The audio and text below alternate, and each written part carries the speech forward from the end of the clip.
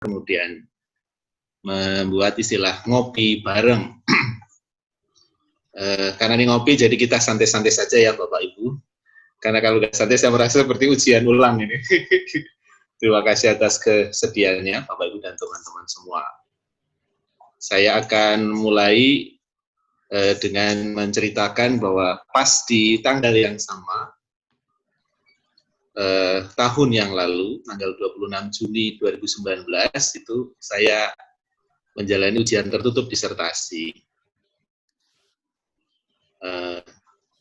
Harinya beda, tapi tanggalnya sama. Waktu itu habis sawal juga, saya nggak berani sawalan lama karena harus segera menyiapkan ujian tertutup. Setahun kemudian hari ini ternyata saya diberi tugas untuk menyampaikan. Jadi saya merasakan dejavu ujian tertutup disertasi ini dari acara ini, sehingga saya adaptasi sajalah biar merasakan suasana ujian. Tapi sekarang suasana jauh lebih tenang karena saya sudah dianggap lulus, meskipun ya kalau risetnya masih sangat awal sehingga belum banyak perbaikan. Saya akan coba konfirmasi ke Ibu Anissa. Apakah Mbak Anissa sudah bisa melihat PowerPoint dan menemukan kesejatian? Sampun. Mbak Anissa, sampun. Oke, terima kasih. Judulnya ini sebenarnya dari Bu Rina. Jadi Bu Rina yang mengusulkan judul ini waktu bimbingan bersama dengan promotor saya, namanya Bapak Fatul Himam almarhum. Kemudian waktu menjelang ujian tertutup itu Bu Rina mengusulkan menemukan kesejatian saja Pak Sis. Baiklah, ini kok menarik nama ini. Kemudian judul awalnya baru di bawah new konsep dan dinamika organisasi autentik. Ini disertasi saya dibimbing oleh Pak Fatul Himam, Pak Bagus Liono, dan Pak Arif Fahmi di Universitas Gadjah Mada tahun lalu. Saya sendiri bekerja di Universitas Islam Indonesia sejak tahun 1998 sampai sekarang. Bahasa mudahnya, menemukan kesejatian dan konsep dan dinamika organisasi autentik ini, bahasa mudahnya ini, bahasa masyarakat awamnya adalah, kalau kita di bulan Syawal, di Idul Fitri misalnya, kita sering mendapatkan hadiah atau menyiapkan hadiah untuk memberikan hadiah pada para tamu, gitu. Biskuit salah satunya. Biskuit itu dibungkus di dalam kaleng. Selama bulan Syawal awal itu, kaleng biskuit itu ya isinya biskuit. Itu artinya kita mampu menemukan kesejatian di dalam kaleng biskuit yang isinya biskuit. Nah, sekarang karena sudah Syawalnya sudah lewat, biskuit-biskuit sudah habis kita makan atau diberikan pada tamu, kemudian biskuit itu tetap kalengnya mau kita buang sayang, sehingga akhirnya isi kaleng itu berubah dari biskuit menjadi rengginang, seriping, kerupuk, selondok, dan sebagainya. Makanan-makanan khas yang setiap hari kita makan, itu kesejatian versi kita dalam konteks umum, masyarakat melihat, ada meme, saya kira di meme istilah saya itu, di WhatsApp beberapa tahun yang lalu saya melihat cukup banyak itu penipuan atau apa itu penyalahgunaan, penzoliman. Kalengnya biskuit, isinya rengginang. Nah, gitu. Jadi kalau kita menemukan rengginang di dalam kaleng biskuit, artinya kita sedang tidak menemukan kesejatian di dalam dinamika organisasi autentik yang berwujud biskuit tadi. Kira-kira begitu. Saya kira ini juga menjadi dasar dari semua organisasi yang akan saya teliti nanti ke depan, yang akan saya ceritakan bahwa banyak di antara kita di awal kita selalu menjaga mutu, tetapi kemudian berikutnya kita kurangi karena kaitannya dengan keuangan biasanya, karena ingin dapat untung yang banyak atau ingin menghemat dan seterusnya, akibatnya jadi tidak otentik. Salah satu yang otentik di Jogja itu misalnya adalah gudeg. Saya lihat beberapa gudeg yang masih bertahan lama, hampir 100 tahun gitu, itu karena salah satunya kesediaan pembuat gudeg itu menjaga telurnya saja. Dari telurnya saja sudah dijaga, apalagi gudegnya. Menjaga kualitas telur yang dipilih. Itu saya pernah membaca di koran waktu wawancara itu, nggak boleh harus terjaga kualitas telurnya itu supaya ketika dirasakan itu rasanya tidak berbeda. Itu contoh kesejatian di dalam organisasi. Perubahan lingkungan organisasi yang sangat cepat sering disebut dengan VUCA atau juga TUNA. Volatility, Uncertainty, Complexity, Ambiguity. Dan TUNA, Turbulency, Uncertainty, Novelty, dan Ambiguity. Beberapa peneliti menggunakan VUCA, yang lainnya menggunakan TUNA. perlu diantisipasi karena kita sedang banyak berubah ya sekarang, sangat cepat. Termasuk sekarang kita ada kayak gini karena perubahan tuna atau VUCA itu. Yaitu tadinya kita ketemu langsung, sekarang kita ketemunya virtual. VUCA dan tuna world tadi, dunia yang VUCA dan dunia yang tuna itu, dalam literatur yang saya cek itu, sependek pengetahuan saya, karena itu diantisipasi organisasi secara umum melalui dua pendekatan, dua approach. Yang pertama, pendekatan menyesuaikan diri. Yang kedua, pendekatan menemukan esensi, istilah saya. Menyesuaikan diri itu kita kenal dengan istilah learning organization.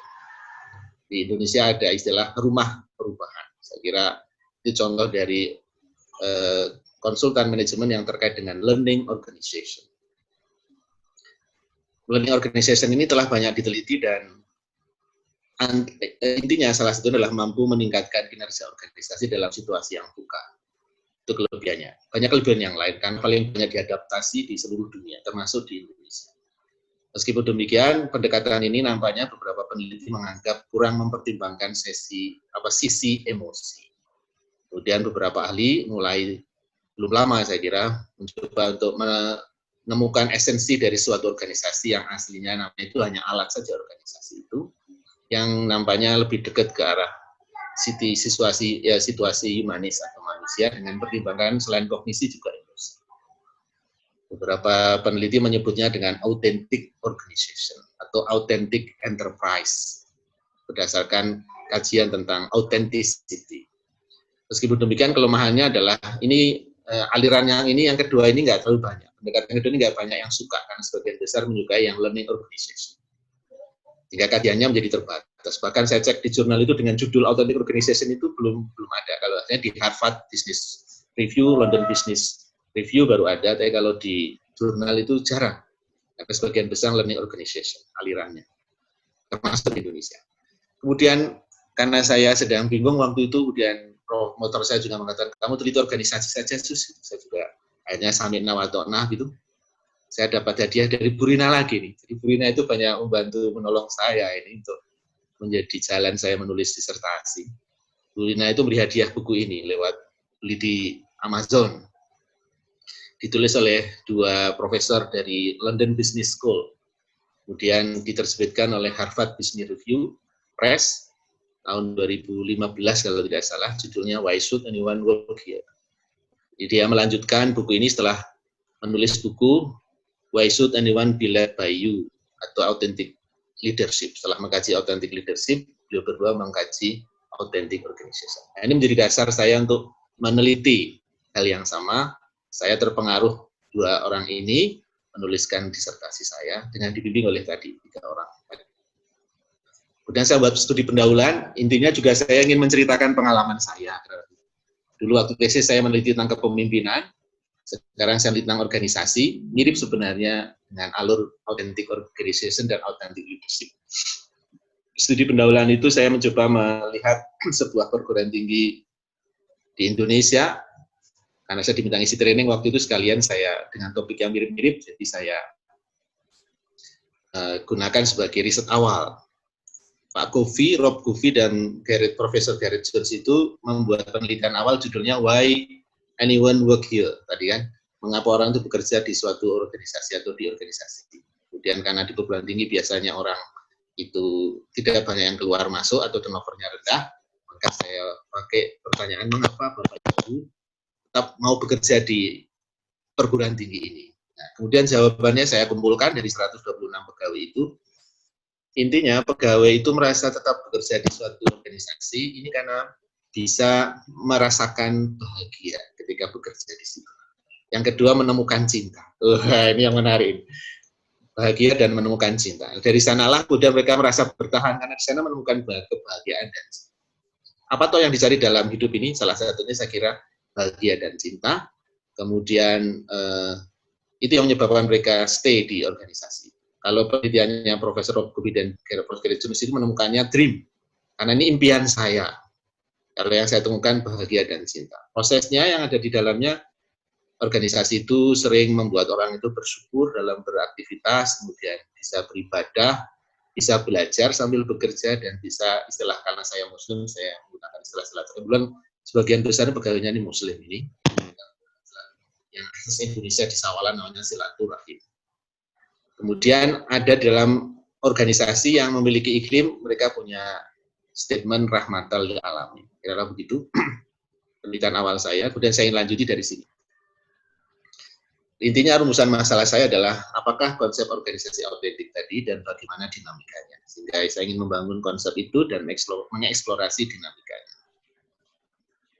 Pustaka yang saya gunakan ini dari Profesor Denis Busso tahun 95 tentang The Onion of Organizational Culture atau model bawang, lapisan bawang merah terhadap suatu budaya organisasi. Seperti dalam bawang itu menurut beliau paling mudah bisa diubah, tapi yang paling dalam itu lebih sulit untuk diubah. Namanya asumsi dasar. Yang paling mudah itu namanya artefak. Ya, tengah-tengah antara asumsi dasar dan artefak itu masih mungkin bisa berubah dalam proses beradaptasi. Tapi kalau menemukan esensi atau authenticity, ini di bagian nilai dan asumsi dasar kemungkinan besar tidak berubah. Kemudian dibuatlah dinamika, diteruskan oleh Profesor Mary Jo Hedges and Schultz tahun 2002. Itu ternyata ada semacam dinamika antara budaya organisasi, identitas organisasi, dan image organisasi. Nampaknya, menurut kajian beliau ini, menurut saya kemudian mencoba untuk masukkan organisasi autentik yang saya sebutkan tadi itu kemungkinan besar dari saya membaca dinamika ini masuk ke identitas organisasi, kajian tentang identitas organisasi, tengah-tengah ini. Pertanyaan penelitiannya adalah apakah esensi organisasi autentik dan bagaimana dinamikanya. Kemudian atas saran pembimbing saya diminta menggunakan 2 tahap studi, dua-duanya kualitatif, yaitu satu menggunakan istilah metode meta-etnografi, mirip meta-analisis tapi dalam konteks paradigma konstruktivis. Dan yang kedua menggunakan studi kasus suatu organisasi. Penelitian tahap pertama ini ada 7 langkah meta-etnografi menggunakan buku acuan Meta-etnografi Synthesizing Qualitative Studies ini yang ditulis oleh Ingrid dan Head tahun 98. Ini juga karena ternyata menjadi alat yang digunakan oleh promotor saya, Pak Fatul Imam, untuk mengerjakan disertasi. Jadi saya diminta mengikuti cara beliau ya, saya minta atau nas saja. Maksudnya saya pusing itu, apa itu meta-etnografi? Manut sajalah, nanti kan dibimbing. Intinya, ini langkah pertama namanya getting started, langkah kedua namanya deciding what is relevant to the initial interest, langkah ketiga reading studies. Jadi saya mencoba mencari artikel ilmiah di jurnal yang bisa saya akses dari Universitas Gadjah Mada, yaitu yang di dalam artikelnya, karena kalau di judul sulit dan susah, jadi sulit sekali menemukan judul authentic organization atau authentic corporate ini atau authentic enterprise di dalam judul. Nah, kalau enterprise masih ada, tapi corporate sama organization ini sulit. Adanya di dalam isinya. Kemudian ya sudahlah, meskipun jurnal itu ada isinya itu saya langsung pakai. Kemudian saya putuskan langkah kedua dari 222 artikel ilmiah itu, saya putuskan ini artikel jurnal semua. Kalau buku katanya nggak boleh dimasukkan, ya saya manut saja artikel ilmiah. Kemudian dari jurnal saya ambil, setelah itu disuruh diperes lagi, dicari yang relevan, yaitu ketemu 33 artikel ilmiah itu hanya yang memuat penjelasan tentang makna dan atau indikator organisasi autentik. Kalau dia tidak menjelaskan itu tidak dipakai. Kemudian disuruh membaca, setelah dibaca reading studies ini dipilih lagi yang hasil kajian kualitatif. Ini nampaknya yang membedakan dengan meta-analisis salah satunya di sini. Jadi kalau meta-analisis kan hasil studinya kuantitatif, kalau yang ini hasil kajian yang kualitatif. Yang kedua, ditemukan maknanya. Kemudian nanti diubah hal yang baru. Kemudian harus ditemukan di dalam kajian, hasil kajiannya atau diskusinya, bukan di pengantarnya. Sehingga dari 33 artikel ini ketemulah 26 artikel waktu itu. Kemudian setelah itu langkah keempat, namanya determining how the studies are related. Dan dari 26 artikel tadi saya cari yang berkaitan dengan makna dan indikator organisasi autentik versi saya. Ketemulah kumpulan ini, genuine, truthful, consistent, jenis dan seterusnya. Tadinya saya mau menggunakan genuine, tapi kata pembimbing dan kemudian kita berdiskusi, sebaiknya ada hal yang lain yang lebih kuat, yang lebih dominan. Itu namanya lebih pas truthful sus. Oh ya sudah, saya sampai lagi truthful. Jadi enaknya kalau punya pembimbing itu, kalau nggak ada pembimbing saya pusing juga. Atau sebenarnya pembimbing juga berperan sebagai partner juga, partner diskusi. Kemudian yang kedua ini provide open access information dan seterusnya, saya pusing lagi. Jadi diskusi lama, kemudian ketemu ada yang menarik istilah beliau itu uncertainty friendly. Wah itu, yes. Saya cari jurnal, adakah jurnal-jurnal yang menulis uncertainty friendly? Ternyata ada 1-2 itu yang terkait dengan IT. Baiklah, karena ada uncertainty friendly dalam konstruk ilmiah, saya pakai. Dan yang ketiga, ini saya sempat mengira itu reputable, misalnya itu. Kemudian responsible, caring. Dari banyak diskusi saya ketemu kata eminent. Kemudian yang keempat, kata-kata kuncinya dari tematik tadi itu menggunakan, saya dapat bantuan alatnya untuk mencari ini menggunakan NVivo 11 itu. Menggunakan NVivo saya coba cari kata-kata yang kuat menjelaskan hal ini, saya gunakan resilient. Kemudian ketemulah kata resilient. Nah, bedanya dengan meta analisis atau systematic review. Kalau systematic review itu kata-katanya harus diambil persis dari statement. Kalau di dalam meta etnografi boleh membuat konsep baru atau makna baru. Bahkan itu sebenarnya malah menjadi semacam kalau bisa menggunakan makna baru, karena apa yang kamu dapatkan dari ini dianggap seperti etnografinya, jurnalnya itu, data itu, kemudian diberi makna oleh peneliti. Nah, kemudian langkah ke-6 yaitu synthesizing translation. Itu disintesiskan. Nah, coba disintesiskan dari rangkuman tadi itu menjadi kata benda, misalnya truthful saya jadikan truthfulness, kemudian resiliency saya jadikan resilience, uncertainty friendly tetap, kemudian eminence saya jadikan eminence, menjadi kata benda semua. Dan susunannya saya ubah biar menjadi lebih enak dibaca. Atau kalau ada singkatan, tadi kan ada VUCA, kemudian ada TUNA, kemudian kalau yang Authentic Organizations dari Profesor Garrett, Rob Buffy dan Garrett Jones itu DREAM, dia membuat singkatan DREAM, DREAM, itu ada singkatan maknanya. Kemudian kalau saya ketemu ini true, biar menjadi kata true, lumayan enak, karena true kan authentic true, kayaknya kok nyambung, jadi saya ya sudahlah saya pakai itu. Nah, kemudian saya juga dapat pengertian yaitu organisasi autentik, yaitu organisasi yang mampu menemukan dan melestarikan nilai utama yang diyakini sejati, yang mendasari proses pengembangan organisasi sehingga mampu beradaptasi terhadap lingkungan dinamis atau dinamika lingkungan serta jadi rujukan, ini menjadi rujukan bagi organisasi. Jadi dia jadi rujukan kata kuncinya. Kemudian yang kedua dia survive dalam perubahan situ, kemudian karena menguatkan identitasnya, tidak harus selalu mengikuti lingkungan, tapi lingkungan yang mengikutinya. Nah, gitu.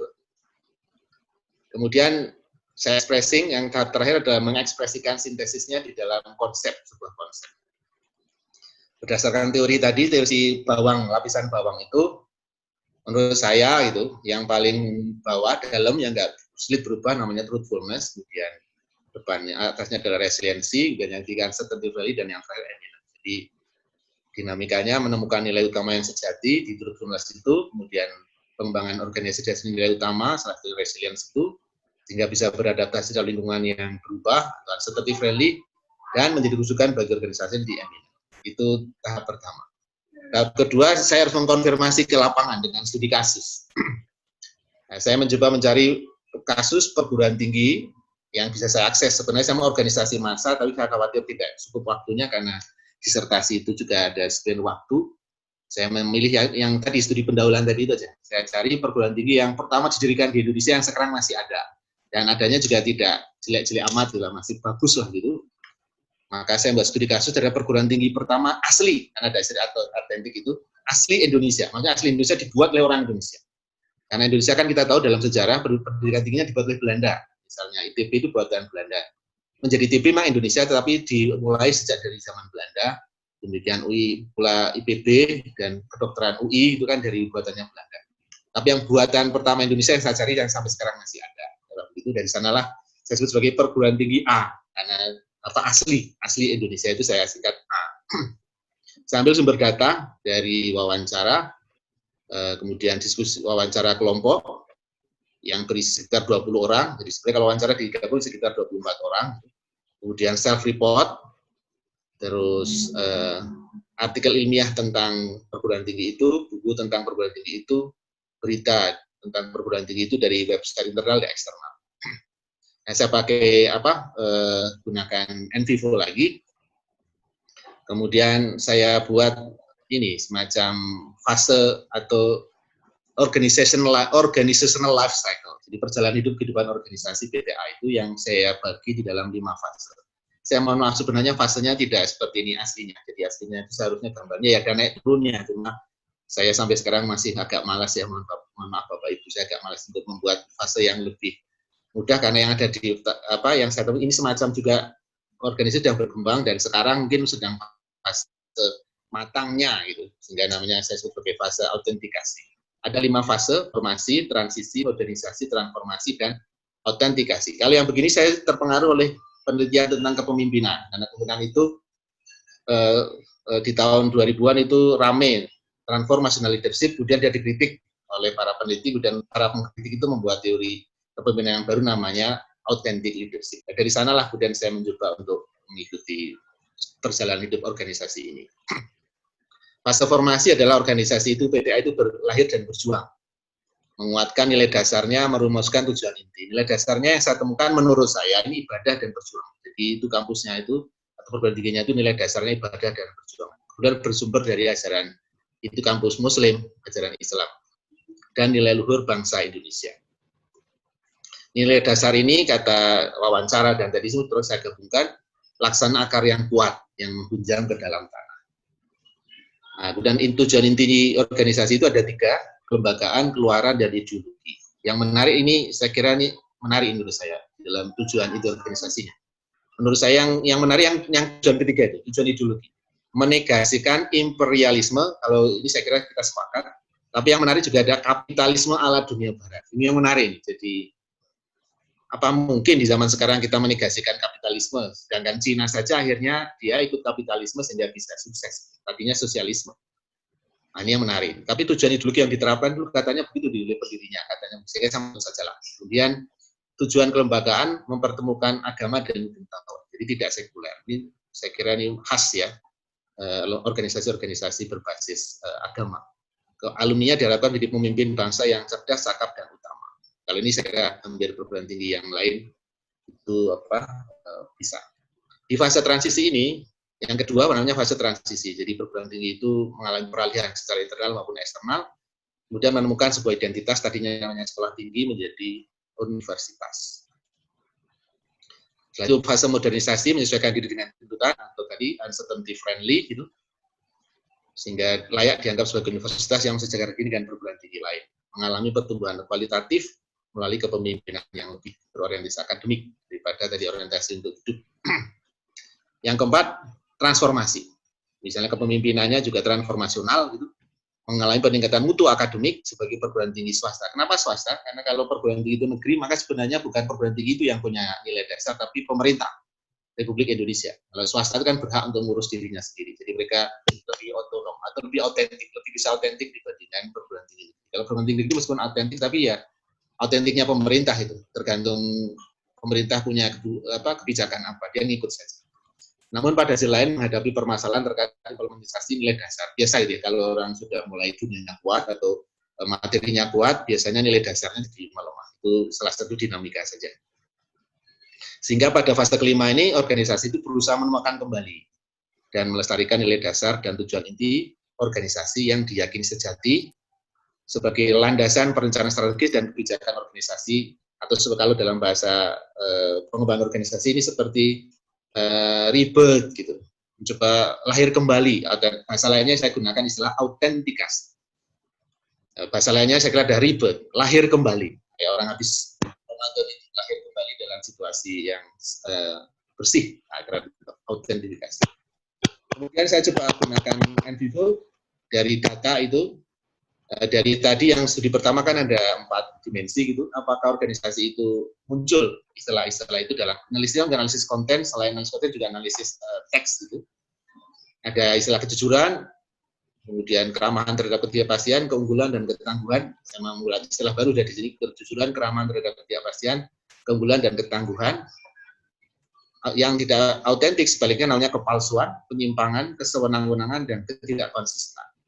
Inauthentic, malfeasance, tirani, dan schizophrenia.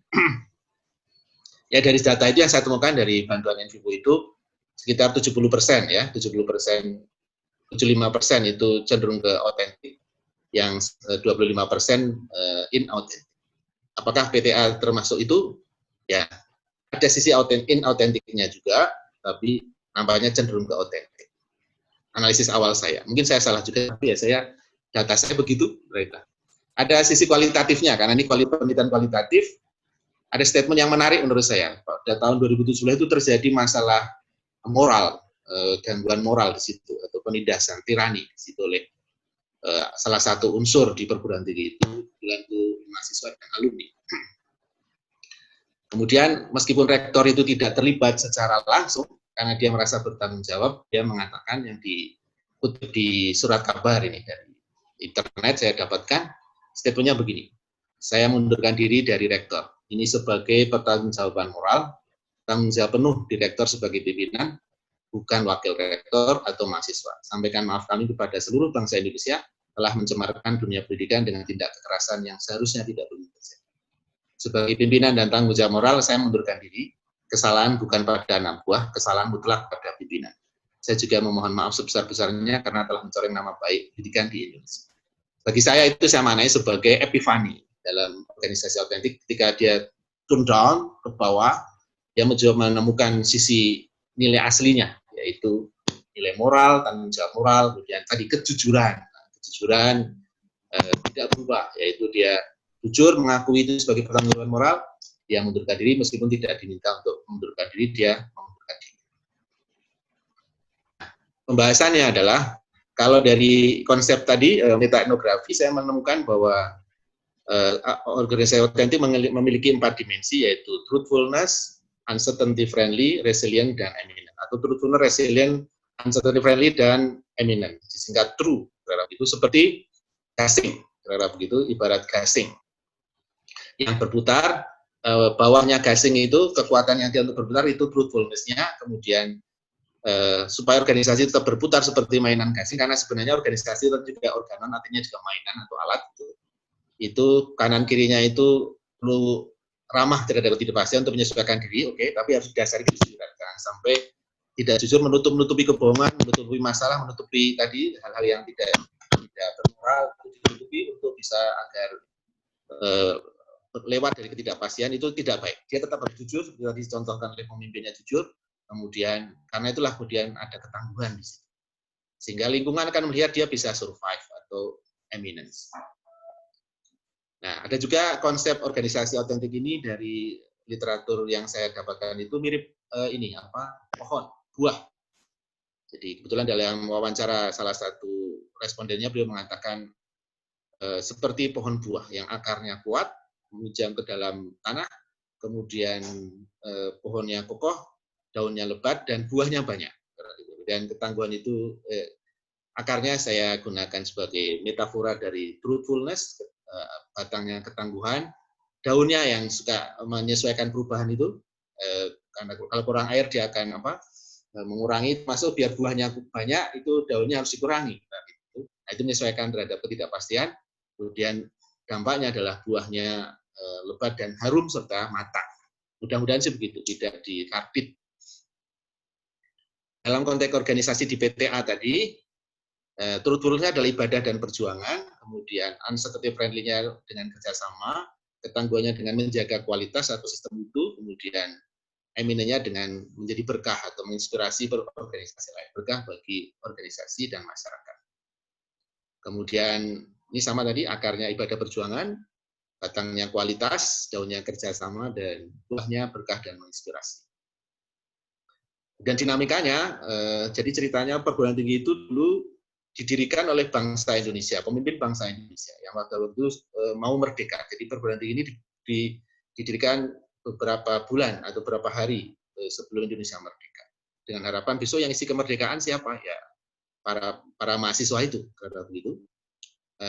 Budaya bangsa yang ada waktu itu tahun 45 nasionalisme religius. Kemudian dia diekstraksi gitu. Diekstraksi putar terus menginspirasi budaya nasionalis religius itu dengan ibadah dan perjuangan tadi berasal dari istilah dari nilai budaya Islam dan Indonesia. Kebetulan itu karena ini dari kampusnya itu. Kemudian setelah dia putar terus seperti saya bayangkan juga seperti orang tawaf ini, saya kira seperti bawang terus juga seperti orang tawaf, putar terus itu dengan ibadah dan perjuangan meningkatkan kualitas dan kerjasama, kemudian bisa berkah dan inspirasi, kemudian enactment memberi sumbangsi pada bangsa, diwujudkan misalnya dengan perguruan menjadi contoh bagi perguruan tinggi swasta di Indonesia dan sekaligus menjadi contoh bagi perguruan tinggi Islam di Indonesia serta bermanfaat bagi masyarakat. Kesimpulannya, organisasi OTEK adalah organisasi yang mampu menemukan dan melestarikan nilai utama yang diyakini sejati yang mendasari proses pengembangan organisasi sehingga mampu beradaptasi terhadap dinamika lingkungan serta menjadi rujukan bagi organisasi lain. Memiliki 4 faktor, disingkat TRUE, yaitu truthfulness, resilience, uncertainty friendly, dan eminence.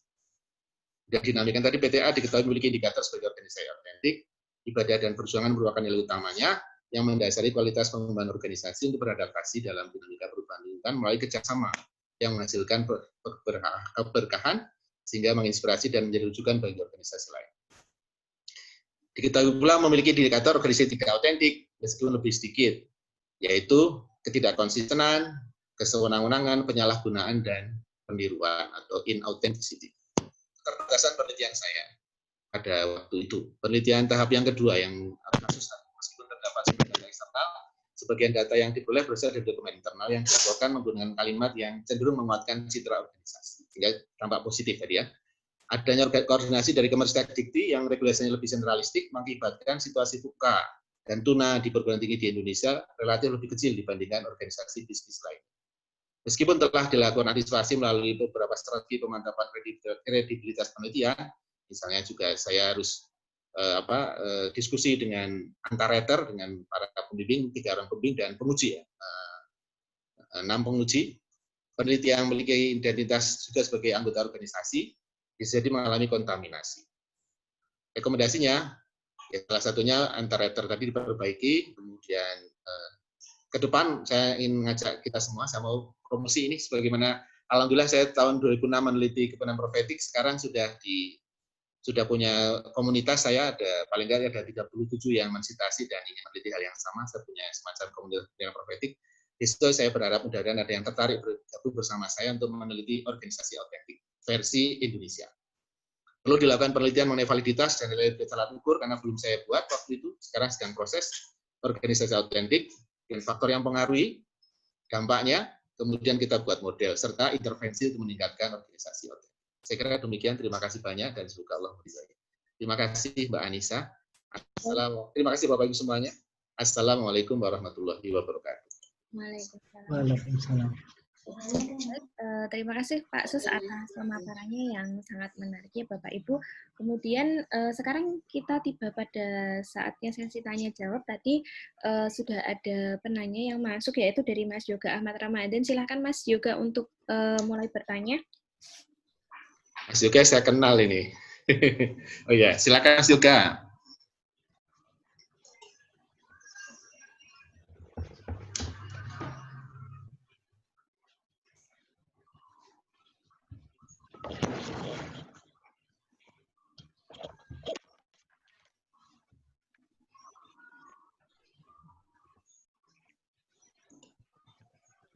Di unmute dulu Mas Yoga. Masih Yoga Ahmad Ramadan kan ya? Ya, Pak. Di unmute. Ya, silakan Mas Yoga. Oke, apa kabar Pak Sus? Alhamdulillah, masih di Samarinda ya? Iya Pak, masih di Samarinda. Gitu. Alhamdulillah. Sudah cukur? Sudah Bapak. Saya cukurnya masih mandiri nih. Saya awalnya mandiri Pak, tapi berantakan. Akhirnya alhamdulillah mencoba memberanikan diri ke tempat ada potong rambut yang di bawah pohon. Oh, alhamdulillah. Oh iya, di bawah pohon malah bagus ya. Jadi autentik pangkas rambutnya. Ya, otentik gitu. Mencari tukang cukur otentik kembali ke tidak ada AC. Iya, Pak. AC-nya otomatis. Oke. Ini ada Pak Medi juga. Apa kabar Pak Medi? Sehat Bapak? Ayo juga, sehat ya. Alhamdulillah. Ngopi-ngopi. Ya Pak. Jadi ini ada yang mau saya tanyakan gitu. Jadi tertarik banget Pak dengan dari dulu sejak Bapak ke Samarinda itu terkait dengan masalah organisasi yang otentik gitu. Dan ini kayaknya sangat relevan untuk diimplementasikan dalam kondisi saat ini gitu ya. Jadi saya fokus kepada masalah generasi milenial dan post milenial Pak ya, Gen Y dan Gen Z gitu ya. Di mana ada satu jargon yang sangat bagus itu, barang siapa yang bisa mengambil hati para milenial, mereka itu pasti akan menguasai masa depan gitu. Dan mereka itu ada satu karakteristik dari generasi milenial itu ketika dia merasa perusahaan tersebut itu bagian dari belief-nya, dia mau mati untuk itu gitu. Sama seperti kata Simon Sinek kan Pak ya, ya seperti kata Simon Sinek kan, when people who believe that you believe, seperti itu. Nah jadi kan kayaknya ini kalimat ini kayaknya sesuai dengan yang namanya organisasi otentik gitu.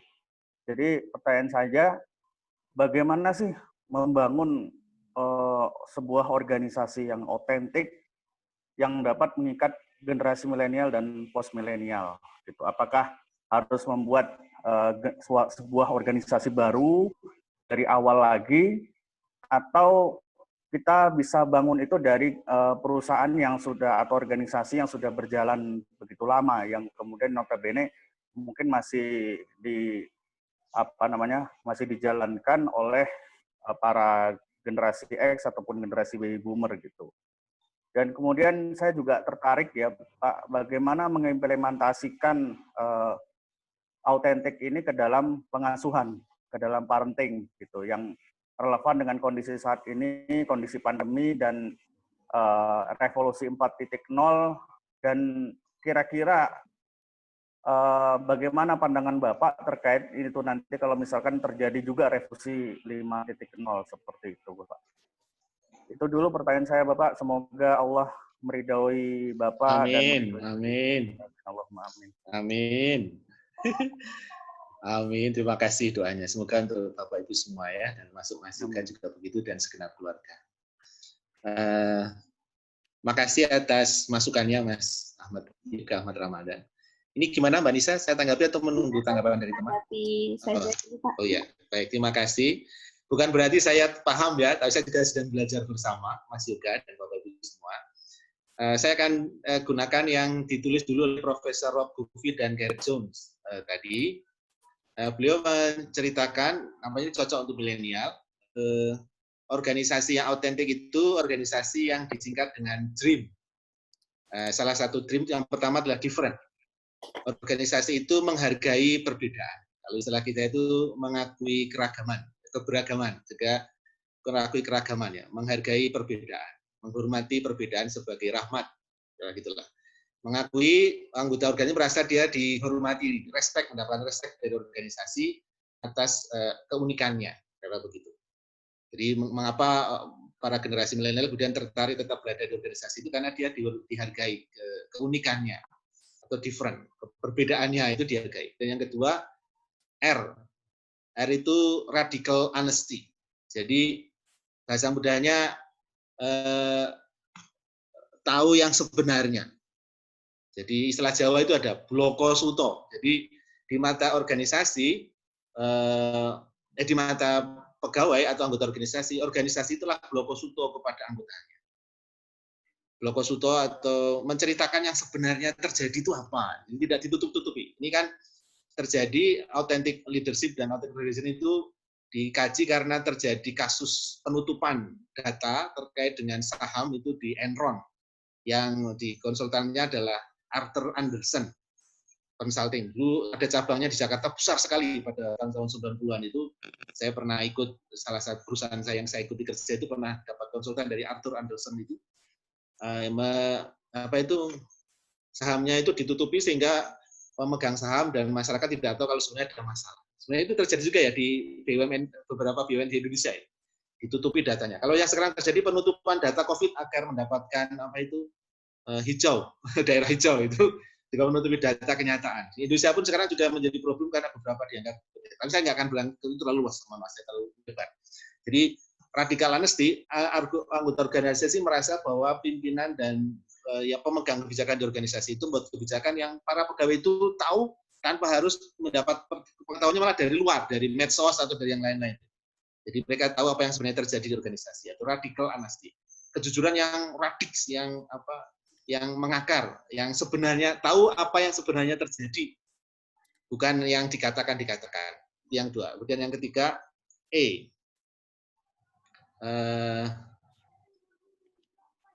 yang keempat, saya ingat, kalau dream saya sudah agak lupa ya. Dream di radical honesty, extra value. Jadi ketika orang itu masuk di suatu organisasi dan dia bertahan di situ, karena dia merasa dapat nilai tambah nih saya di sini, misalnya bisa juga itu citra ya, dapat nilai tambah. Ya, nilai tambah yang lain adalah saya merasa kalau yang saya temukan nilai tambahnya adalah bisa silaturahim, bisa menjalankan ibadah tanpa banyak tanpa banyak ditekan, nyaman dapat beribadah sambil bekerja, karena begitu ibadah yang ritual itu. Kemudian extra value yang lain adalah jadi keluarganya jadi lebih rukun dengan ikut organisasi di situ. Tadinya mungkin waktunya itu banyak tersita untuk pekerjaan, meskipun ini bekerja di sini, tapi waktunya itu seperti bisa dimanage sehingga istilah hidupnya lebih berkah, mendapatkan extra value.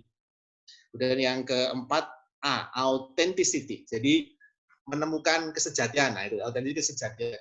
Mampu menemukan kesejatian. Jadi para orang yang di situ ceritakan gini. Jadi organisasi autentik itu salah satunya autentis itu maksudnya adalah orang itu misalnya ada di kantor dengan di masyarakat ya kayak gitu.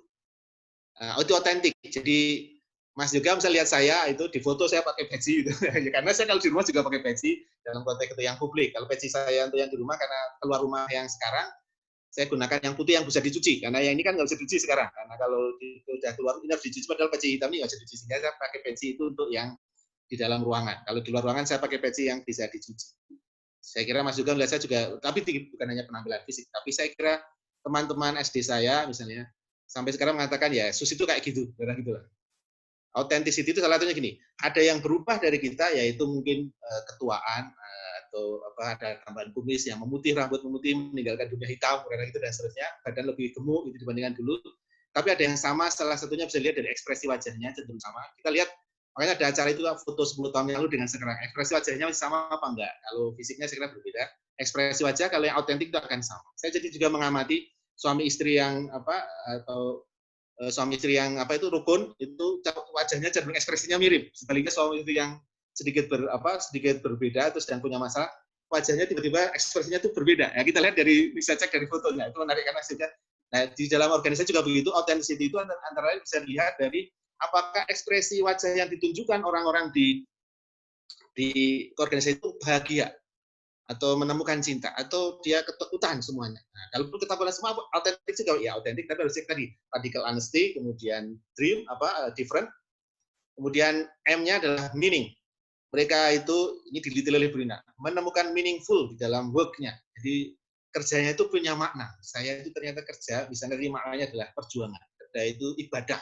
Kerja itu menyayangi. Kerja itu rahmat. Nah, memberi rahmat bagi orang lain. Nah, itu jadi orang itu bekerja merasakan tambahan makna, memiliki makna itu dream. Itu menurut Profesor Buffy and Garrett Jones. Jadi mungkin milenial itu akan menjadi nyaman jika dia menemukan makna di dalam organisasi yang akan dia ikuti. Nah, tugas kita kalau kita ada di organisasi adalah memfasilitasi semua orang menemukan makna itu. Kalau yang dari saya, yang saya temukan tadi true itu artinya truthfulness, jujur. Jadi organisasi itu dianggap jujur oleh anggotanya. Dan yang kedua resilient. Organisasi itu misalnya zaman pandemi ini tetap resilient, ya meskipun mungkin juga prihatin tapi tetap bertahan. Kemudian uncertainty friendly, nyaman atau bersedia atau ramah terhadap perubahan. Yang terakhir adalah bisa ditiru, atau paling nggak ditiru tidak harus selalu dari yang suksesnya, tapi ditiru dari prihatinnya, ditiru dari perjuangannya, kira begitu. Itu yang saya temukan dari True tadi. Tapi ini pun masih akan berubah kalau saya nanti penelitiannya menemukan yang berbeda, akan berkembang. Kira-kira begitu yang pertama. Dan kalau untuk parenting, saya kira ini saatnya ayah, karena saya sebagai ayah, untuk menjadi ayah yang benar. Karena nanti ayah akan diberi pertanggungjawaban di dunia dan di akhirat terhadap cara dia mengajari anak-anaknya. Saya kira problem misalnya apa yang dihadapi para kaum muda itu salah satu karena waktu anak-anak parentingnya ayah kurang berperan. Dengan pandemi ini saya kira kita diharuskan para ayah itu lebih banyak berperan bersama ibu kan, menemani anak di rumah sekaligus bekerja. Kita merasakan betapa beratnya ibu yang para ayah itu bekerja di kantor sambil kerja di rumah lagi gitu kan. Sekarang ayah juga merasakan yang sama dengan ibu. Jadi para ayah mari saja untuk kembali ke authenticity ini, parentingnya yaitu kembali ke dream. Harusnya para ayah juga menerapkan dream di dalam rumahnya, kemudian menempatkan true di dalam rumahnya dalam parenting, kemudian mempraktekkan itu, mempraktekkan dream tadi dan true untuk para anaknya dengan catatan misalnya anak-anak adalah anggota organisasi, istri adalah direktur organisasi, kemudian mungkin bapak adalah apa itu berarti kalau direktur ya mungkin apa komisioner apa itu namanya. Kalau di rumah kan direkturnya ibu, ayah pun harus manut sama ibu kan, gitu. Kalau di rumah, gitu. Kalau di luar rumah ya saya kira seharusnya ayah pun patuh sama ibu dalam konteks untuk mendapatkan ditolak karena ibu itu untuk dicontoh oleh anak-anaknya.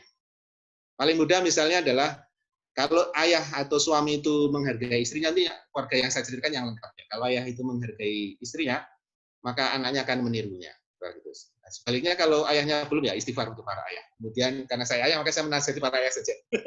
Sedangkan untuk para ibu, mari kita doakan para ayah semoga itu para suami semoga Allah memberikan hidayah dan pertolongan. Bagi yang belum mendapat saya doakan semoga mendapatkan para ayah yang diridhoi oleh Allah. Untuk para calon ayah yang mudah dan dapat ibu yang dipakai. Sehingga rumahnya jadi bahagia dan menemukan cinta di dalam organisasi namanya rumah tangga. Intinya gitu. Menemukan cinta dan bahagia di rumah. Bahagia di rumah, bahagia di tempat kerja. Itulah autentisitas. Kira-kira gitu Mas juga. Ngaten ya Mbak Nisa? Oke, baik.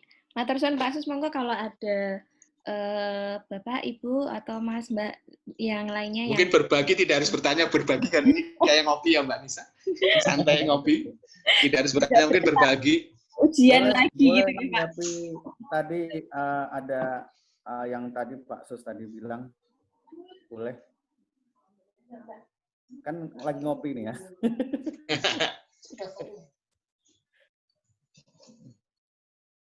Jadi kalau radical honestly ini harus terbuka apa Pak? Apa harus sampai laporan keuangan juga? Oh ya, kalau laporan keuangan kan sebaiknya di audit akuntan publik itu ya Mas ya, yang wajar tanpa WTP apa namanya itu? Ya, salah satunya akuntan sampai ke sana, sampai diaudit oleh auditor yang independen. Karena tadi kasus Enron itu dia kong kali kong itu dengan kolusi itu dengan auditornya mengatakan baik, kemudian dia atau auditor disogok supaya mengatakan baik padahal kondisi organisasi yang tidak baik. Nah, saya kira itu tidak jujur dari awal, udah kacau lah itu. Dan saya kira ada di Indonesia itu, di dunia itu ada saya kira. Maka mudah-mudahan kita dijauhkan dari hal-hal sedemikian. Iya. Sama dengan ayah atau ibu yang nggak jujur dengan keluarganya, saya kira itu jadi masalah besar. Itu. Perlu diatasi. Harus terbuka itu ya. Ya, harus terbuka, jujur, terbuka apa adanya untuk internal ya, internalnya. Ya, keluar pun sebaiknya terbuka, konteksnya tadi audit independen yang juga jujur. Kira-kira begitu. Ya. Sehingga kalau nanti ada masalah organisasi ya cukup saya jawabannya dream sama true. Gitu aja. Mari dicek dream-nya sama true-nya. Ya. Baik, nanti kalau ada pertanyaan lagi mungkin saya bisa wapri Bapak nggih. Oke, siap Mas nggih. Mungkin masih banyak pertanyaan ini teman-teman lain. Terima kasih. Terima kasih. Nah. Baik, yang lainnya apakah ada pertanyaan? Berbagi pengalaman mungkin Mbak Nisa. Atau saya sapa ini, saya kenal beberapa orang yang seharusnya bisa berbagi. Ada Pak Winarto Abdullah, ada Pak Wahyu Raharjo, ini kakak kelas saya, ada Pak Paras juga, silakan Pak. Ada Imade Agus Dwi Atmika, itu bos saya itu kalau di angkatan saya 91. Silakan saling berbagi pengalaman, saya ingin mendengarkan. Oh, ada juga ada Ahmad Rozi ini, usaha ini. Silakan Bapak-bapak untuk berbagi pengalaman. Saya juga mau belajar di sini. Silakan. Kalau ibu yang saya kenal siapa saja nih? Banyak yang saya kenal juga nih ibu-ibu.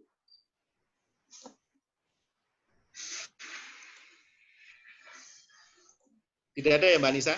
Saya kira sudah cukup jelas kali ya. Saya itu sebenarnya mau bertanya, Pak. Kan tadi Pak Sus itu sambil bercerita. Ini pertanyaannya. Silakan. Pak Sus, Assalamualaikum. Ya. Waalaikumsalam. Saya maaf, masuknya agak telat ini, saya masuknya. Saya mau Ya, nanya, Pak. Boleh, Pak. Mungkin mau baleni nih. Yeah. Pak Sus dulu pernah ngomong di mana saya dengar itu, ya perusahaan-perusahaan seperti mobil VW misalnya itu, ya itu otentik. Itu gimana tuh Pak Sus? Ditanya ya Pak. Tanya Baik. ini saya. Baik, terima kasih Pak. Jadi kalau dalam konteks misalnya mobil VW itu, Bapak ceritakan tadi itu, ya itu contoh awal, riset awal apa, waktu saya masih literatur review itu waktu itu saya apakah itu contoh yang yang apa autentik ya, karena kan dia menjaga mutu, terserah harganya terserah dia gitu, kemudian kualitasnya kualitas dia, kemudian apa bahasa udahnya kan gitu ya, mobil buatan Jerman, salah satunya VW itu dengan model mohon maaf buatan Jepang dan buatan Cina atau sekarang Korea gitu kan ya. Kalau dari harga kan betul-betul beda itu, tetapi meskipun harganya beda, mereka tidak mengurangi ini, membuat murah saya kira ya.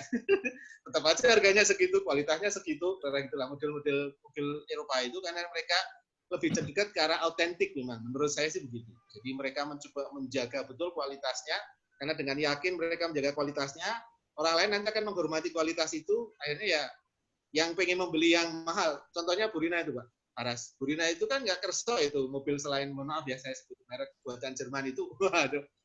Karena Burina sudah betul-betul menemukan yang autentik dari sebuah mobil. Nggak, selain mobil itu nggak ada yang enak, kata beliau kan. Sering rusak, kemudian sering harus ganti onderdil, nggak tahan lama, serta gengsinya katanya beliau juga kayaknya nggak cocok untuk Burina kalau bukan mobil itu. Sehingga Burina itu bahkan sampai berdoa agar mendapatkan mobil, karena mobilnya sama itu sudah beliau agak lama, doanya pada Allah itu sampaikan pada saya pada waktu itu ikut training SEO ya Pak. Sus, doa saya adalah ingin mobil baru itu yang merek ini. Merek yang sama dengan sebelumnya, mobil yang tadi ya temannya VW itu Pak. Gitu. Jadi itu contoh gambaran, saya lihat bisa juga itu dalam konteks menjaga asumsi dasar, nilai dasar, itu contohnya ya mobil-mobil Eropa yang tadi, meskipun harganya mahal karena kurs kan itu ya. Kalau menggunakan emas sebenarnya sama kan ya. Kalau menggunakan emas, mobil Jerman sekarang dengan mobil Jerman 30 tahun yang lalu harganya sama Pak. Nah, gitu. Jadi kalau menggunakan kurs emas itu sama, tapi kalau menggunakan kurs apa itu mata uang kertas itu yang dibuat mainan oleh para kapitalis itu, mohon maaf ya para kapitalis itu istilah saya. Kalau saya salah mengatakan, saya nggak paham tentang kapitalis. Tapi intinya gitu kan, permainan dagang itulah kemudian menjadi terasa sangat mahal kalau membelinya dengan uang kertas. Tapi kalau membelinya dengan emas, saya kira akan tetap sama. Sehingga emas itu sebagai salah satu penguji autentisitas itu saya kira. Sama dengan sepeda ya, sepeda onta yang kualitasnya bagus itu saya kira di zaman sekarang pun dihormati, harganya sangat mahal, lebih mahal dari semua sepeda mahal saya kira gitu. Karena dia menjaga autentisitasnya itu, kualitas sepeda ontel itu loh Pak. Kali kalau menggunakan emas harganya masih sama, itu mulai dari tahun 30 sampai sekarang harganya sama. Jadi menurut saya salah satu yang autentik dalam konteks pengujian terkait dengan materi, karena Pak Fars kan masalah ekonomi mungkin ya Pak, itu diuji dengan emas. Atau gini Pak Sus, kan mungkin banyak perusahaan-perusahaan yang dia mempertahankan, dia nggak mau tahu perkembangan lingkungan yang ada, dia nggak mau tahu, dia pokoknya mau dia melakukan model produksi seperti ini, polanya seperti ini, dia mau laku nggak laku dia terserah gitu. Tapi itu kan banyak perusahaan yang seperti itu kan tergilas, bangkrut gitu. Ya. Apakah itu yang seperti itu perusahaan yang nggak punya otentisitas atau gimana? Kalau perusahaan itu, kalau dalam konteks pengertian saya otentisitas tadi, dia survive terhadap lingkungan, Pak. Jadi kalau dia tidak survive ya dia nggak otentik. Kan karena prinsip pengertian otentik adalah dia organisasi itu seiring berjalannya waktu, karena meskipun dia tetap melestarikan nilai utamanya, dia tetap survive menghadapi dinamika organisasi dengan pengembangan organisasi, sehingga karena dia survive menjadi rujukan bagi organisasi lain, Pak. Jadi kalau dia mati, otomatis itu nggak bisa dikatakan otentik kalau dia mati. Mati nuwun, Pak. Oke. Sami-sami, Pak. Terima kasih, Pak. Ini ada teman saya nih, Kak Ada Makasih. Halo, Pak. Baru ngerti saya. Oh, enggak. Kalau mati ya nggak otentik lagi, Pak. Maksudnya ya otentitasnya di matinya itu. Iya. Sehingga dia nanti dihidupkan kembali. Katanya salah satu orang di Indonesia ada yang hobinya itu membuat organisasi yang tadinya mau mati, ditemukan, dicari cara bagaimana caranya agar kemudian dia hidup lagi, setelah hidup lagi bagus dijual lagi. Dan itu kayaknya menurut saya itu contoh orang yang bisa membuat autentisitasnya ketemu itu. Tapi saya kebetulan belum meneliti lebih dalam. Mbak Nisa ternyata ada yang mau bertanya di chat. Ada 2 orang yang bertanya di chat. Monggo Pak Presiden Pak Winarto Abdullah nggih. Nggih. Monggo Pak Winarto. Bertanya langsung Bapak. Oke, kayaknya Pak Winarto ada on itu. Silakan Pak Win. Pak Win itu kakak kelas saya di psikologi UGM nih. Suri saya ini. Semuanya. Waalaikumsalam warahmatullahi. Iya, Pak. Di ngecas ya, Mas. Ji, Pak. Ini menarik ini kan tema ini.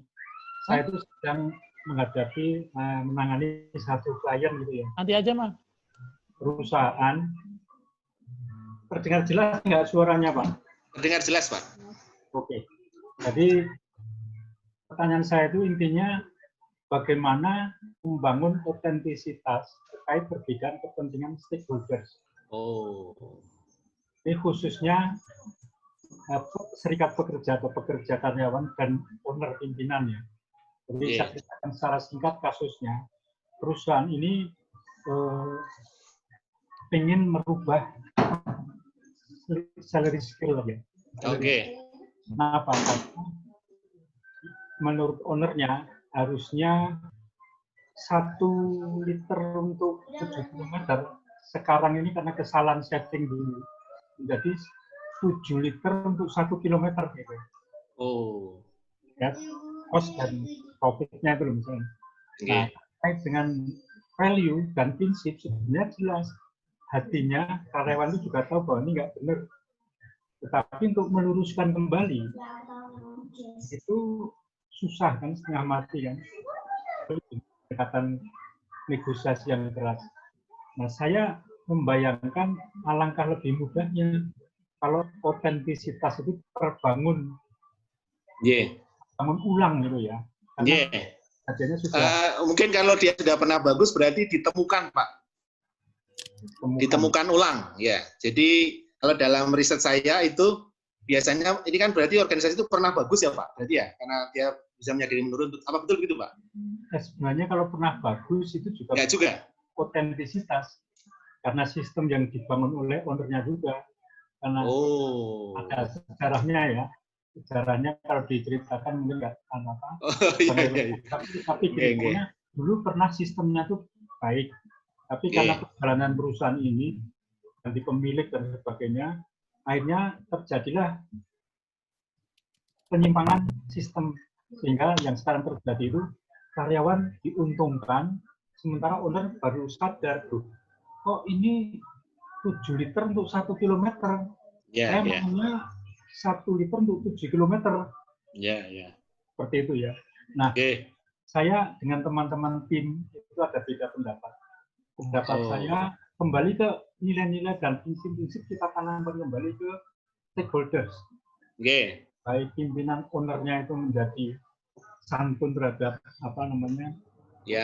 karyawan, dan karyawan juga menyadari bahwa yang mereka terima ini berlebihan, maksudnya tidak sesuai nilai-nilai kesebandingan antara effort dan hasil gitu ya, input dan outcome. Tetapi teman-teman saya tim ini agak beda pendapat, mereka itu mustahil win gitu. Karena bisnis itu ya kayak gitu, mana mungkin ada karyawan dengan senang hati mengembalikan diri ke moral kalau selama ini sudah merasakan diuntungkan. Kira-kira Oke. seperti itu inti Oke, pertanyaan saya. Oke, terima kasih. Kalau yang ini berarti karena dari kondisi tidak ideal, maka yang lebih pas namanya menggunakan yang riset saya yang true, Pak. Kalau yang dream tadi untuk kondisi yang sebenarnya secara dasar dia sudah bagus, kejujurannya sudah bagus, maka dream. Tapi kalau dia bobrok, mohon maaf kalau atau bermasalah, itu dimulai dengan true dulu. Sehingga istilah saya kemarin dream comes true, from the dream comes true. True dulu yaitu harus memulai dengan kejujuran. Tanpa kejujuran sudah siapapun nanti tetap akan terbuka, nggak akan pernah. Jadi alam ini tidak akan pernah bisa baik ditangani oleh ketidakjujuran. Sehebat apapun manusia itu menutupi ketidakjujuran, akhirnya tetap terbuka. Salah satunya COVID-19, saya kira ini mengajarkan pada kita bahwa kita harus benar-benar jujur pada diri sendiri, keluarga, alam semesta. Karena kalau nggak jujur, ya jadinya salah satunya begini. Saya kira permasalahan di Indonesia juga banyak kasus-kasus ini tentang COVID ini nggak selesai karena banyak yang nggak jujur itu, baik pasiennya, keluarganya atau siapapun lah. Jadi kalau kita mulai harus dari kejujuran. Jadi saya setuju Bapak Pak, kalau saya versi saya nih, bisa jadi saya tidak benar, tapi kalau saya yakin saya benar. Kalau organisasi itu mau baik, dia harus kembali ke nilai utama yang baik, yang pernah baik itu tadi. Ya syukur-syukur kalau pertama didirikan umumnya kan baik. Tapi kalau pernah didirikan ternyata dia niatnya atau tujuan utamanya tidak baik, ya itu akan zaman akan membuat dia jadi diperbaiki, seharusnya diperbaiki. Kalau enggak ya sudah, silakan pilih uang dalam jangka pendek atau materi jangka pendek atau jangka panjang yang membahagiakan. Pasti nggak bahagia itu karyawannya Pak, atau pemiliknya nggak bahagia. Mungkin karyanya bahagia tapi sebenarnya bahagia nisbi. Tampak bahagia tapi sebenarnya pasti nggak bahagia karena mereka telah menyadari bahwa mereka sebenarnya terlalu banyak ambil dari yang seharusnya mereka ambil. Itu tidak akan membahagiakan dan nggak berkah. Hidupnya nggak bahagia, banyak nggak sehat fisik, nggak sehat mental juga Pak. Jadi saya setuju Bapak untuk kembali ke truthfulness dulu, jujur dulu, kemudian dari jujur baru memperbaiki yang lain, yang resilience, kemudian uncertainty friendly. Ini juga ada pertanyaan di chat dari Mas Kak Afif itu. Tidak menutup inovasi, tetap harus inovasi, tapi didasari kejujuran. Inovasi didasari kejujuran. Namanya uncertainty friendly, didasari kejujuran. Resiliensinya pun didasari kejujuran, bukan tidak didasari kejujuran. Karena kalau kejujurannya hilang atau berkurang, maka ya tadi ibarat gasing, bagian pangkal yang harus berputar itu gaji hilang semua. Meskipun kanan kirinya gasing itu masih kuat, atasnya juga masih kuat, tapi akarnya, kejujurannya itu nggak kuat, kacau. Sama dengan pohon, kalau akarnya sudah keropos semua ya tinggal nunggu dia tumbang. Kira-kira begitu Pak. Jadi mohon saya setuju Bapak. Kuatkan di true yaitu kejujuran, truthfulness, resiliensi berdasarkan kejujuran, inovasi atau uncertainty friendly silakan dibahas seperti apa sih dasarnya kejujuran, baru bisa jalan itu eminentnya. Kalau nggak jujur nggak mungkin bisa diterima itu dimanapun. Terima kasih Pak. Nggih sami-sami. Kemudian yang Kak Ade Ahmad Rozi tadi ya Mbak Nisa. Iya betul Pak, sama ada saya setuju dengan Pak Winarto. Pertanyaan lagi nih dari Pak Afif Zairofi. Oke. Monggo. Apakah kalau yang Pak Ade Ahmad Rozi dulu ya? Nggih. Nisa. Mau Rozi. Ada Kak Ozi? Bapak. Kak Ozi? Bentar, saya cari dulu Pak. Atau saya baca aja ya? Sebentar. Apakah otentisitas ini berlaku universal? Itu ya Mbak Nisa? Betul. Yes, ini universal. Karena saya juga dapatnya dari Universal Dream. Yang true ini juga saya dapatkan karena tadi dari jurnal-jurnal internasional, jadi saya ambilkan dari sana, bukan saya, maaf, kami. Saya dan para promotor dan penguji, saya mohon maaf, bukan saya, kami. Kami usahakan itu karena memang dasarnya dari berbagai jurnal yang universal. Kemudian, maka ini berlaku universal. Bagaimana strategi membangun autentisitas dalam organisasi secara berkesinambungan? Ya, seperti tadi Kak Ozi, jadi ibarat gasing itu yang perlu muter terus, dasarnya adalah kejujurannya tidak boleh dikurangi. Kejujuran harga mati, kalau mau ada harga mati itu namanya kejujuran. Kejujuran adalah harga mati untuk setiap hal. Begitu ada yang tidak jujur, maka sebenarnya dia sedang menggali lubang untuk mematikan kondisinya sendiri. Jadi kejujuran itu tidak bisa ditawar, harus tetap dilaksanakan untuk semua pihak, baik secara internal maupun eksternal.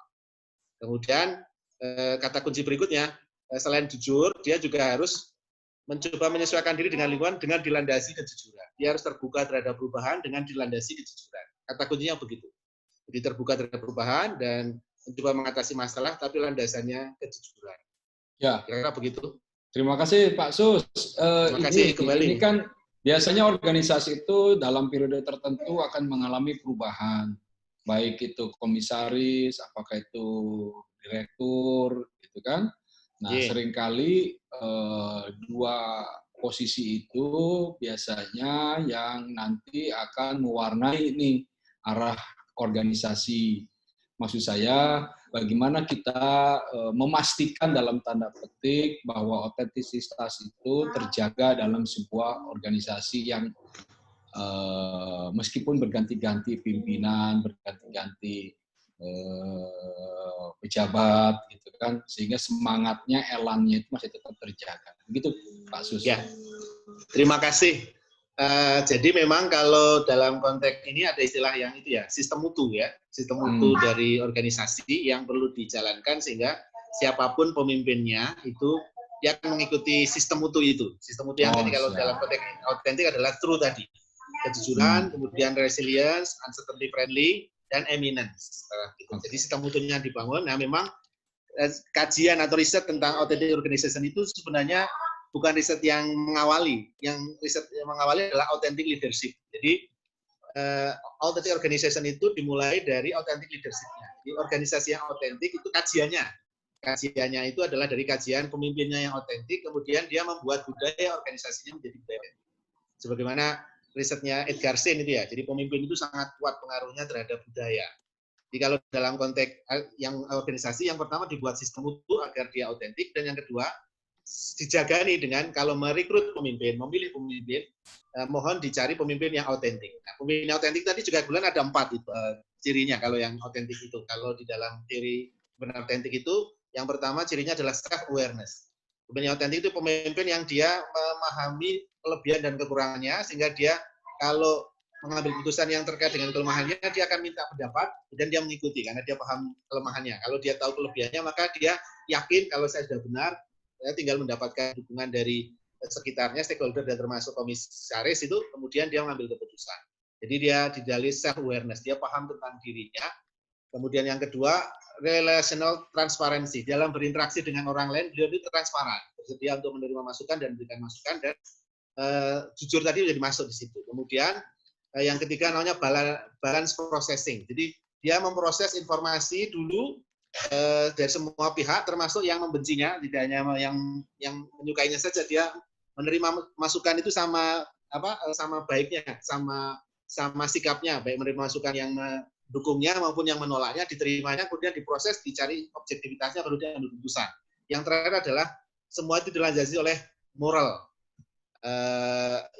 implementasi moral. Jadi saya kok lupa istilah Inggrisnya, tapi itu moral. Moral perspektif. Jadi semua keputusannya dilandasi oleh perspektif moral. Itu pemimpin autentik begitu Kak.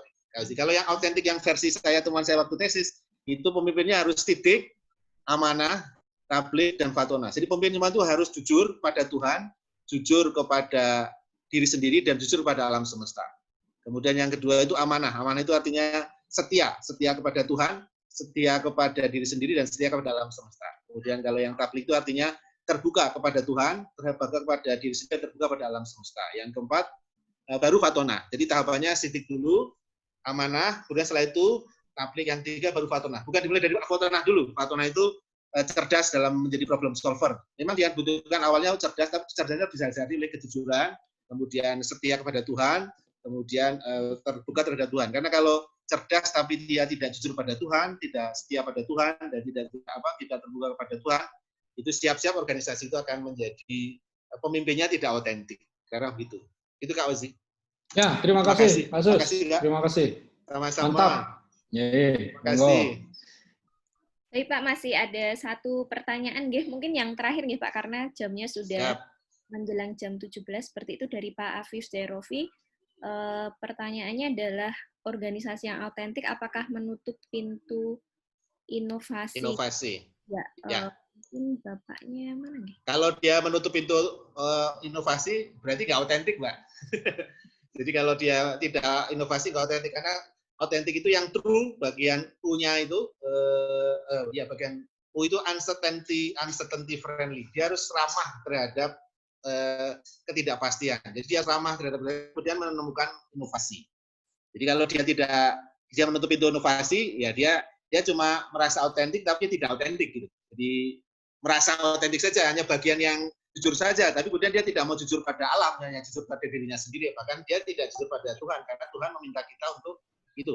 Innallaha la yughayyiru ma biqaumin hatta yughayyiru ma bi anfusihim, untuk memperbaiki diri atau internal, untuk kemudian baru lingkungan akan ikut berubah. Jadi inovasi itu menjadi syarat dalam organisasi autentik, yaitu uncertainty friendly, tetapi inovasi itu harus didasari oleh truthfulness, bukan inovasi yang apa dalam rangka pokoknya ngikuti lingkungan. Oh, ini ada lingkungan begini saya ikuti aja, bukan. Tapi inovasi itu harus didasari oleh pemahaman bahwa ini saya jujur pada Tuhan, saya tidak akan membohongi Tuhan. Yang kedua, saya setia pada Tuhan, atau bahasa Indonesia ada setia kepada Pancasila, sila pertama. Nah, itulah.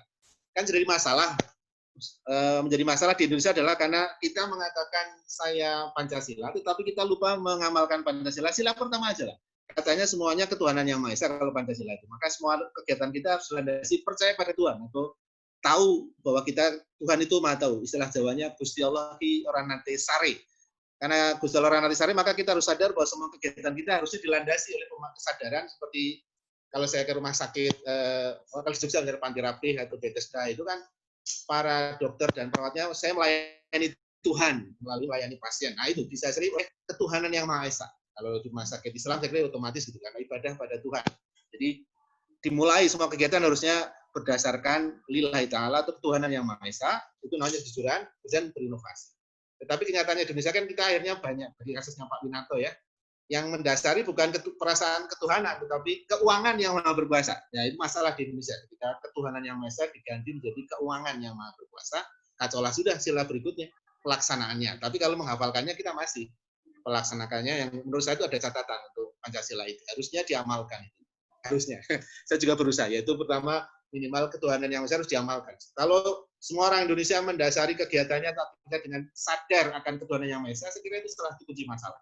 Begitu nggak sadar akan ketuhanan yang Maha Esa, ya inovasi yang akan dilakukan pun jadi inovasi yang tidak sadar akan bahaya yang diperingatkan Tuhan. Masalah itu sebenarnya membuat masalah dengan mengatasi masalah. Saya harus menggunakan prinsip salah satu BUMN itu, mengatasi masalah tanpa membuat masalah baru. Terima kasih.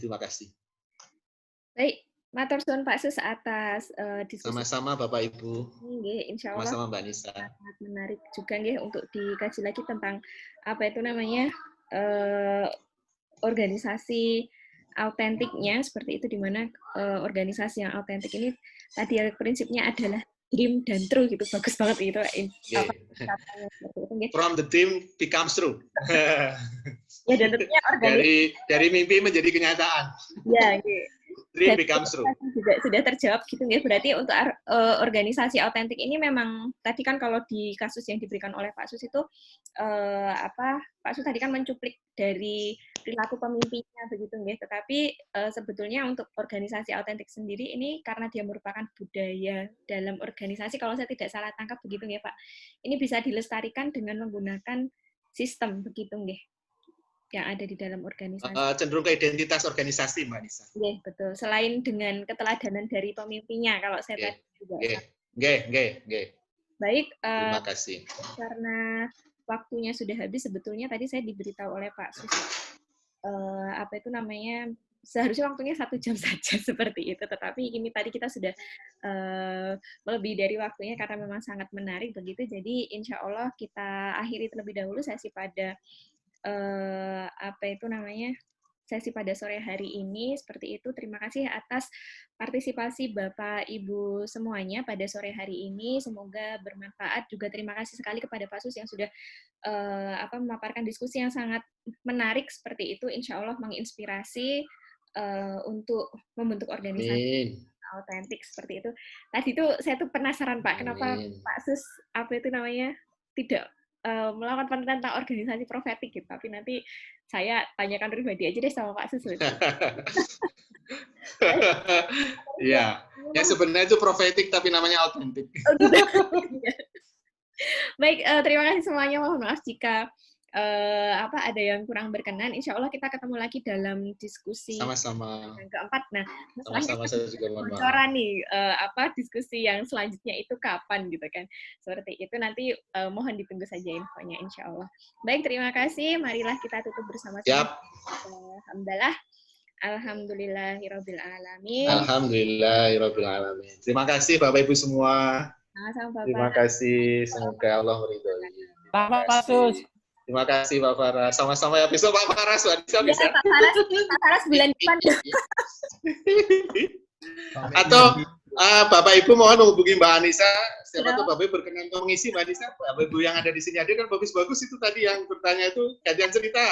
Pak Susilo udah. Jadi mohon menghubungi Pak Susilo atau Mbak Anissa ya. Atau mungkin nanti saya usulkan ke Pak Susilo. Ya, saya sudah ada yang berikutnya nanti Pak Faras kok Pak. Oh ya siap. Pak Faras deh. Oke. Alhamdulillah. Saya NG, ini meetingnya. Terima kasih. Mohon maaf bagi yang belum sempat saya respon pertanyaannya. Oke, sami-sami.